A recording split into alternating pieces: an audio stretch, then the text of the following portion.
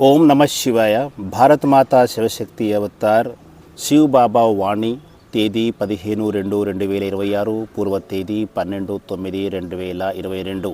ఇప్పుడు భ్రమించడము ఆపివేయండి. భవసాగరం అనే దుఃఖము నుంచి విడిపించి సదా సుఖాన్ని ఇచ్చేవారు, పూర్తి కల్పమంతా కూడా తోడుగా ఉండే శ్రేయోభిలాషి శివ్ బాబా ఇలా చెప్తున్నారు. మంచిది. ఈరోజు పిల్లలు ప్రతి ఒక్కరూ తండ్రిని కలవాలనే ఆశలో కూర్చున్నారు. తండ్రిని కలిసిన తర్వాత కానీ కలవడానికి ముందు కానీ పిల్లలు ఎంతగానో భ్రమిస్తున్నారు. ఎందుకు భ్రమిస్తున్నారు? ఎంతగా భ్రమిస్తున్నారు? తండ్రి లభించిన తర్వాత కూడా భ్రమిస్తూ ఉన్నారు. తండ్రి లభించడానికి పూర్వము భక్తి మార్గంలో కూడా భ్రమిస్తూనే వచ్చారు. తండ్రి లభించిన తర్వాత నిశ్చయము లేని కారణంగా భ్రమిస్తూ ఉన్నారు. ఇప్పుడు చివరి సమయం వచ్చేసింది. తండ్రి లభించారు. ఇక భ్రమించడము ఆపివేయండి. ఇప్పుడు తండ్రి ఎలాంటి పిల్లలను కలుస్తున్నారు? ఎవరైతే తండ్రితో అతి స్నేహంగా ప్రేమపూర్వకంగా ఉన్నారో, నా బాబా వచ్చారు అని పరిగెత్తుకుంటూ వచ్చే పిల్లలను తండ్రి కలుస్తున్నారు. అలాంటి పిల్లలకు బాప్ దాదా హృదయపూర్వకంగా ప్రియ స్మృతులు తెలియచేస్తున్నారు. ఇప్పుడు చాలా దూరం నుంచి వచ్చారు. సుదూరం నుంచి ఎవరు ఇక్కడికి వచ్చారు? ఎంత దూరం నుంచి వచ్చారు? దూరం నుంచి మీరు వచ్చారా, లేదా తండ్రి వచ్చారా, లేదా ఇద్దరూ దూరం నుంచే వచ్చారా? పిల్లల యొక్క ఇల్లు, తండ్రి యొక్క ఇల్లు రెండూ కూడా ఒకటే. తండ్రి ఇల్లు ఏదైతే ఉందో పిల్లలది కూడా అదే ఇల్లు. కాబట్టి పిల్లలు ప్రతి ఒక్కరూ కూడా దూరం నుంచే ఇక్కడికి చేరుకున్నారు. తండ్రి మిమ్మల్ని కిందికి పంపినప్పుడు అప్పుడు రామరాజ్యము కొనసాగింది. తర్వాత తండ్రి కిందికి దిగి వచ్చి చూసేసరికి అది రావణ రాజ్యంగా మారిపోయింది. కాబట్టి తండ్రి రావణ రాజ్యంలోకి రావాల్సి వచ్చింది. ఎందుకంటే పిల్లల వెనుకాలనే తండ్రి వస్తారు. కాబట్టి ఎక్కడికైతే పిల్లలు వెళుతారో తండ్రి కూడా వెనుకాలే అక్కడికి చేరుకుంటారు. కానీ పరంధామానికి వెళ్లే ముందు మాత్రము తండ్రి పిల్లలను తోడుగా తీసుకుని వెళుతారు. పరంధామం నుంచి కిందికి వచ్చేటప్పుడు తండ్రి వెనుకాల వస్తారు. తండ్రి పిల్లలందరికీ 4 యుగాల్లో తోడుగా ఉంటారు. ఏ విధంగా తోడుగా ఉంటారు? సత్యయుగంలో తండ్రిని మీరు చూడలేకపోవచ్చు, అయినప్పటికీ తండ్రి యొక్క తోడు మీకు లభిస్తుంది. ఎందుకంటే అక్కడ అపారమైన సుఖము ఉంటుంది. అలాంటి సుఖములో తండ్రి మీకు గుర్తుకు రారు. అప్పుడు మీకు తండ్రి మీకు అగుపించరు. ఎప్పుడైతే దుఃఖము ప్రారంభమవుతుందో అప్పుడే వారు మీకు గుర్తుకు వస్తారు. తండ్రిని ఎందుకు గుర్తు చేస్తారు? దుఃఖములోనే ఎందుకు గుర్తుకు వస్తారు? ఎందుకంటే ఈ భవసాగరం నుంచి సుఖము అనే నావలో కూర్చోబెట్టేవారు వారు మాత్రమే అని తెలియడం వల్ల వారిని గుర్తు చేస్తారు. మీరు ఇంతకాలము 84 జన్మల యొక్క చక్రాన్ని పూర్తి చేశారు. ఏమి పొందారు? తద్వారా దుఃఖాన్నే పొందారు. అలాంటప్పుడు సుఖాన్ని ఇచ్చేవారు కూడా ఎవరో ఒకరు ఉంటారు కదా. ఎవరిని గుర్తు చేస్తారు? ఎవరైతే సుఖాన్ని ఇస్తారో వారినే గుర్తు చేస్తారు. ఈ రోజు నుంచి పిల్లలు దీనిని గుర్తుపెట్టుకోవాలి. సుఖాన్ని ఇచ్చే తండ్రి ఎల్లప్పుడూ గుర్తుండాలి. ఇది మర్చిపోరాదు. తండ్రి తప్ప మరెవరు కూడా ఈ ప్రపంచంలో సుఖం యొక్క మార్గాన్ని తెలియచేయలేరు. మంచిది. అందరికీ బాబ్దాద యొక్క తీయనైన ప్రియ స్మృతులు. ఇప్పుడు బ్రహ్మబాబా యొక్క రాజ్యము రానుంది. బ్రహ్మబాబా కూడా పిల్లలందరినీ కలుస్తారు. ఎందుకంటే సత్యయుగములో ఎవరు రాజ్యాన్ని నిర్వహిస్తారు? మేము బ్రహ్మబాబాను విశ్వసించము అని ఎవరైతే అంటారో వారికి తండ్రి ఏమని బదులిస్తారు? అలాంటి వారు తండ్రి పరంపిత పరమాత్మను కూడా నమ్మవలసిన అవసరం లేదు. ఎందుకంటే ముక్తి యొక్క వారసత్వము తండ్రి పరంపిత ద్వారా లభిస్తుంది. కానీ జీవన్ముక్తి యొక్క వారసత్వము ఒకరి ద్వారా లభిస్తుంది. ఎవరికైతే బ్రహ్మబాబా పైన ప్రేమ ఉన్నదో వారిని ఏమీ అనవలసిన అవసరం లేదు. బ్రహ్మబాబా పిల్లల హృదయాన్ని దోచుకున్నారు. పిల్లలు కూడా అలాగే చేశారు. ప్రేమ స్వతహాగానే కలుగుతుంది. బ్రహ్మబాబాను అజ్ఞానులు కలిసినా కూడా వీరిపైన ప్రేమ ఉంది అని వారి నోట వెలువడుతుంది. సత్యయుగంలో శ్రీకృష్ణుని లీలలుగా చెప్పేవన్నీ కూడా అవి ఆ కాలానికి సంబంధించినవి కాదు. అది ఈ యుగానికి సంబంధించిన విషయాలు. మంచిది పిల్లలు. అందరికీ బాబ్దాదా యొక్క ప్రియ స్మృతులు. మళ్ళీ కలుద్దాం. శివ్ బాబా వాణి. పూర్వ తేదీ 25/9/2022. కర్తవ్యం నిర్వహించండి, చింతను వదిలివేయండి. పిల్లలను భయము చింతల నుంచి ముక్తులు చేసి అవినాశి ప్రాప్తిని కలిగించే ప్రేమ సాగరులు ఇలా చెబుతున్నారు. మంచిది. ఎంతో కాలంగా తండ్రి నుంచి విడిపోయిన పిల్లలను ఈరోజు బాప్ దాదా కలవడానికి వచ్చారు. ప్రియమైన వారు తోడుగా ఉన్నప్పుడు తండ్రి నుంచి దూరం అవుతారు. అలాంటప్పుడు ఎంతో దుఃఖము కలుగుతుంది.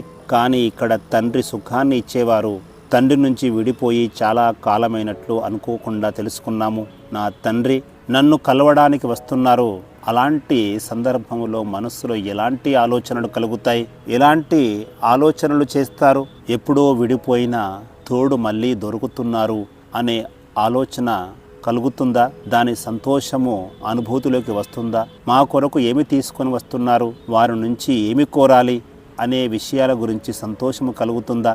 దేని కొరకు సంతోషము కలుగుతుంది? తండ్రి అన్నింటినీ తీసుకొని వచ్చారు. మీకు ఏది కావాలో అది తీసుకొని వచ్చారు. ఇంకా ఏదైనా కావాలా? శరీరం అయితే నశ్వరమైనది. దాని కొరకు దేమీ కూడా అడగకూడదు. అది కొంతకాలానికి మాత్రమే పనిచేస్తుంది. అలాంటప్పుడు ఏమి అడగాలి?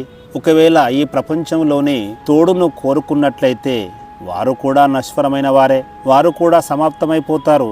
అలాంటి సందర్భంలో ఏమి కోరాలి, ఏమి కోరుకుంటున్నారు? వినాశనము కాని దానిని కోరుకోవాలి. పిల్లలందరూ తండ్రిని కలవడానికి వచ్చారు, కానీ వెనువెంట భయాన్ని కూడా తెచ్చుకున్నారు. మంచిది, భయాన్ని తీసుకొని వచ్చారు. ఎలాంటి భయాన్ని తీసుకొని వచ్చారు? బాబా అక్కడికి నన్ను రాకుండా చేస్తారు, ఇలా జరిగిపోతుంది, అలా జరిగిపోతుంది అనే భయాన్ని తీసుకొని వచ్చారు. ఎవరికైతే ప్రేమ ఉంటుందో వారి బాధ్యతను తండ్రి స్వయంగా తీసుకుంటారు. తండ్రి మా యొక్క బాధ్యత తీసుకుంటారు అనే నిశ్చయము పిల్లలకు ఉన్నదా? తండ్రి నుంచి దూరమై ఇంతకాలం అవుతుంది. పిల్లలు తండ్రిని వదిలి వెళ్ళారు. ఇప్పుడు అంతిమ ఘడియలు సమీపించాయి. ఈ అంతిమ ఘడియల్లో కూడా తండ్రిని కలవడానికి ఇంత భయమా, ఇంత ఆందోళన? మీ ప్రేమ ఎక్కడికి పోయింది? ఈరోజు విశేషమైన రోజు. ఈరోజు తండ్రి పిల్లల సన్ముఖంలో కూర్చున్నారు. ఎవరి మేళాలో కూర్చున్నారు? ఆత్మ పరమాత్మ యొక్క మిలన మేళాలో కూర్చున్నారు. ప్రపంచంలో జరిగే మేళాలో చిన్న చిన్న వస్తువులను కొనుగోలు చేస్తారు. ఇది కొనుగోలు చేయాలి, అది కొనుగోలు చేయాలి అని అనుకుంటారు. కానీ ఈ మేళాలో మీకు ఏమి లభించింది? మేళాలో ఉంచిన వస్తువులు కాదు. ఎవరైతే ఈ మేళాను ఏర్పాటు చేశారో స్వయంగా వారే మీకు లభించారు. అలాంటప్పుడు చిన్న చిన్న వస్తువులను కొనుగోలు చేయవలసిన అవసరం ఉన్నదా? తండ్రి యొక్క మేళాలో సుఖము, శాంతి, ప్రేమ, ఆనందము అన్ని ఆభరణాలు ఉన్నాయి. ఇందులో మీరు దేనిని కోరుకుంటారు? తప్పకుండా సముద్రాన్నే కోరుకుంటారు కదా. శాంతి, ప్రేమ, ఆనందము అనే సముద్రాలు మీకు కావాలి. ఇప్పుడు అందరూ కూడా ఇంటికి వెళ్ళే సమయం వచ్చేసింది. ఈ దేహం అనే పంజరము పూర్తిగా పాతగా మారిపోయింది. ఇప్పుడు దీనిని వదిలివేసి యోగం అనే వేలును పట్టుకొని తండ్రిని వెంట వెళ్ళాలి. ఈ ప్రపంచంలోని ఆత్మలందరూ కూడా తండ్రిని పిలుస్తున్నారు. ఓ భగవంతుడా, మీరు ఎక్కడ ఉన్నారు? ఇప్పుడు తండ్రి కూడా పిల్లలని అడుగుతున్నారు, మీ తండ్రి ఎక్కడ ఉన్నారు, ఎక్కడ ఉన్నారు? ఎవరైతే మీకు లభించారో వారు అందరికీ లభించారా? ఏదైతే మీకు లభించిందో లభించిన దాని గురించి సంతోషము కలుగుతోందా? దాని యొక్క పారవశ్యము ఉన్నదా? ఒకవేళ మీకు ఆ పారవశ్యము కలగకపోతే బయట ఉన్న పిల్లలందరూ కూడా తండ్రి యొక్క దర్శనము కొరకు ఎంతగానో ఎదురు చూస్తున్నారు, తప్పించిపోతున్నారు. కానీ మీరేమో చింత చేస్తూ కూర్చున్నారు. నా సంటరు ఏ విధంగా నడుస్తుంది, మా జీవనోపాధి ఎలా కొనసాగుతుంది, ఇల్లు ఎలా గడుస్తుంది అనే ఆలోచన చేస్తున్నారా? ఈ ప్రపంచమంతా కూడా ఒకే ఒక కలయిక కోసము తపిస్తోంది. కానీ మీరు మాత్రం ఈ ప్రపంచమంతా కూడా ఒక కుటుంబమే కదా. భవిష్యత్తును ఎవరు చూశారు? కానీ బాప్ దాదా మాత్రము అందరి భవిష్యత్తును చూశారు. కానీ మీరు భవిష్యత్తును చూశారా? ఒకవేళ మీరు రేపు వేసే అడుగులే తడబడితే ఎలాంటి భవిష్యత్తును చూశారు? పిల్లలు ఎందుకు మర్చిపోతూ ఉంటారు? రావడము వెళ్ళడము అనే దానిని చూశారు. వెళ్ళడం అంటే మళ్ళీ తిరిగి రావాల్సి ఉంటుంది. రావడము వెళ్ళడము రెండు కలిసే ఉంటాయి. రావడాన్ని ఒప్పుకుంటున్నారా? తప్పకుండా వెళ్ళాలి అని అంగీకరిస్తున్నారా? వెళ్ళాలి, వెళ్ళక తప్పదు. 1 సంవత్సరం కావచ్చు, 2, 4 సంవత్సరాలు కావచ్చు, వెళ్ళాల్సిందే. అప్పుడు ఏమి చేస్తారు? ఒక చిన్న పక్షి ధాన్యం కొరకు వెళ్ళినప్పుడు రేపటి గురించి ఆలోచించదు. చిన్న పక్షి ప్రొద్దునే బయలుదేరి సాయంత్రానికి ఆహారాన్ని తీసుకుని వస్తుంది. రేపటి కొరకు తీసుకుని రాదు. ఎందుకంటే రేపటి గురించి దానికి చింతనే లేదు. అంటే బాప్ దాదా మీ యొక్క కర్తవ్యాన్ని వదిలిమేయమని చెప్పడం లేదు. కర్తవ్యాన్ని చేయాలి, కానీ ఆందోళన పడకూడదు. ఆలోచనతో చేయాలి. ఆందోళనతో వేసే అడుగులు చాలా వడివడిగా పడుతాయి. అవి చితివైపు తీసుకువెళుతాయి. కానీ ఎవరి అడుగులైతే తండ్రి వైపు పడతాయో వారి యొక్క చింతను స్వయంగా తండ్రి స్వీకరిస్తారు. ఇప్పుడు అలసిపోకూడదు. నిద్రపోయినట్లయితే అన్నిటిని కోల్పోతారు. ఈ రోజు ఆశీర్వాదాలను గ్రహించే సమయము. పిల్లలకు ఈ క్షణము ఎప్పటికీ గుర్తుంటుంది. ఇలాంటి క్షణము అయ్యో మళ్ళీ వస్తే బాగుండు అని అనుకునే పరిస్థితి వస్తుంది. ఒకసారి బాబాను మళ్ళీ కలిసే అవకాశం ఉంటే బాగుండేది. కానీ తండ్రి ఉంటారు. ఎవరు ఉంటారో ఎవరు ఉండరో తెలియదు. అందుకే ఈ అమూల్యమైన సమయాన్ని పూర్తిగా సద్వినియోగం చేసుకోండి. ఈ జీవితం ఎంతో అమూల్యమైనది. ఎప్పుడు తోడుగా ఉండే వారినే పిల్లలు త్వరగా గుర్తిస్తారు. తండ్రి 5000 సంవత్సరాల తర్వాత లభించారు. తండ్రిని పరిశీలించడానికి వచ్చిన వారు సరిగా పరిశీలించారా? లేదా బాబా నుంచి ఏదైతే లాభాన్ని పొందాలనుకున్నానో అది పొందలేకపోయాను అని బాధపడతారా? మీరు నా బాబానే కదా, నిజమైన తండ్రే కదా అని ఆలోచన చేస్తున్నారా? ఎవరి కోసం ఈ జీవితాన్ని అంకితం చేశానో వారు స్వయంగా తండ్రి. దీనిని ప్రతి పిల్లలు గుర్తుంచుకోవాలి. ఇప్పుడు లేకపోతే మరెప్పటికీ లేదు. ప్రతి పిల్లలందరి తలపై తండ్రి యొక్క ఆశీర్వాద హస్తాన్ని ఉంచుతున్నారు. తండ్రి ఎప్పుడు తోడుగా ఉంటారు. తోడుగా ఉండి నడిపిస్తారు. అదేవిధంగా తోడుగా తీసుకుని వెళ్తారు. ఇది తండ్రి యొక్క వాగ్దానము. ఇప్పుడు బ్రహ్మబాబా సమానంగా మారి వతనం వైపు వెళ్ళాలి. బ్రహ్మబాబా చాలా తీవ్రంగా సేవలు చేస్తూ వారి సేవల యొక్క తీవ్రత ఎన్నో రెట్లు అధికంగా ఉంది. కానీ పిల్లల యొక్క సేవ యొక్క తీవ్రత చాలా నెమ్మదిగా ఉంది.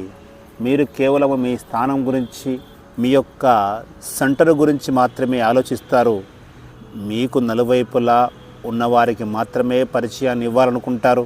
బయట విషయాల గురించి ప్రస్తావన వచ్చినప్పుడు అక్కడికి ఆగిపోతారు. మీ యొక్క అడుగులకు సంకెళ్ళు పడతాయి.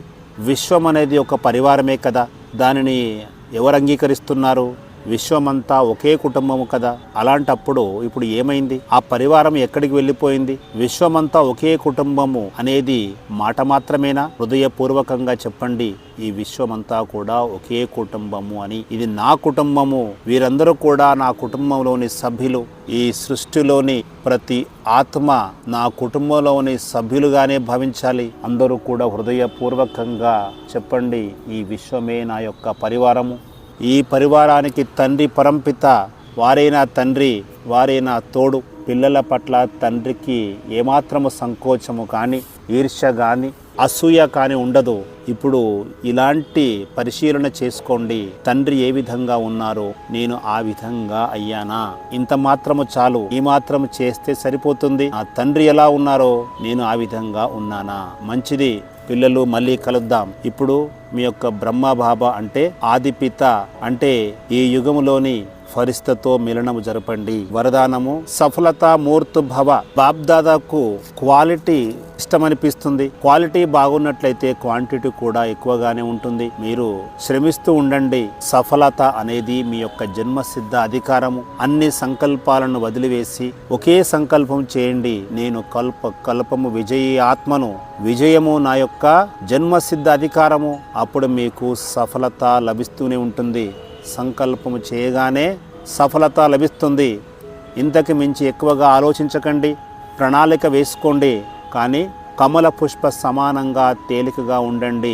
కర్తవ్యం నిర్వహించగానే మరిచిపోండి.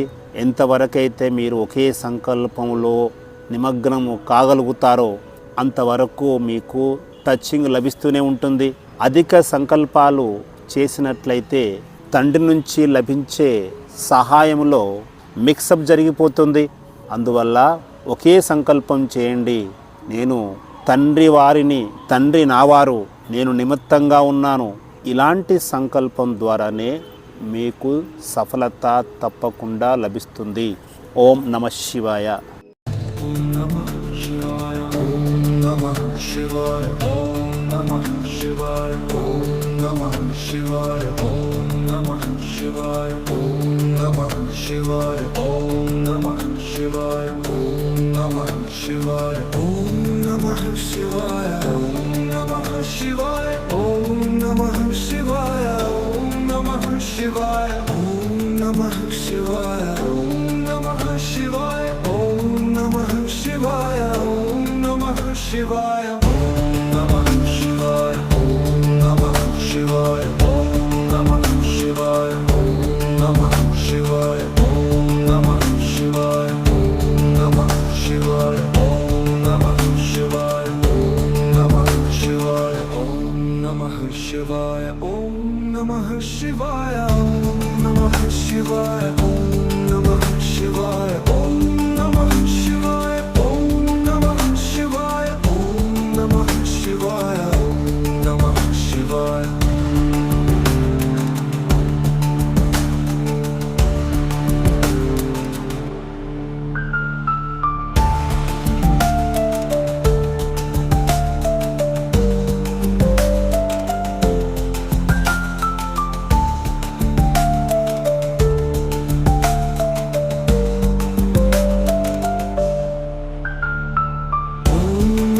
शिवाय ओम नमः शिवाय ओम नमः शिवाय ओम नमः शिवाय ओम नमः शिवाय ओम नमः शिवाय ओम नमः शिवाय ओम नमः शिवाय